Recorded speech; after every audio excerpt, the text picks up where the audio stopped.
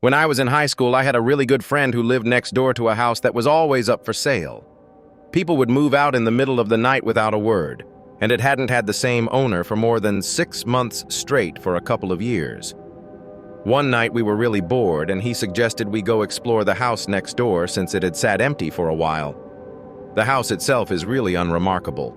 It looked like it was built in maybe the 1950s and was a craftsman-style house in an older, nicer part of town. My friend's house was similarly built. The kitchen had a really nice built-in breakfast table set against a picture window. The house's electricity was off, but you could see the streetlight through the window. My friend and I sit down on the floor across from a table just talking. All of a sudden, my friend screams, and in that instant, my vision goes black. But it wasn't that I just couldn't see. My body was engulfed in this sickly coldness from head to toe. I start screaming, and I feel my friend's hand grabbing mine and pulling me in some direction forcefully.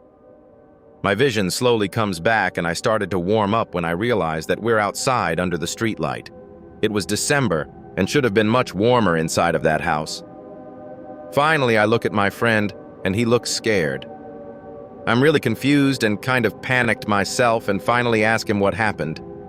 He says that as I was talking, a black thing, this figure that was all black and only had the vague shape of a girl, crawled out from under the table and sat on top of me. Apparently, I started groping around with my eyes wide open like I couldn't see, and he was so freaked out he pulled me out of the house. We're still friends and we bring it up every now and then, but the story itself never changes, and it still sends chills down my spine. To this day, I've never felt such blackness or coldness in my life. It was palpable, almost sticky. For a couple of days afterward, I couldn't shake this unsettling feeling, and I could never walk past that house again. I'm scared to get out of bed now. Moral of the story: don't go into abandoned houses.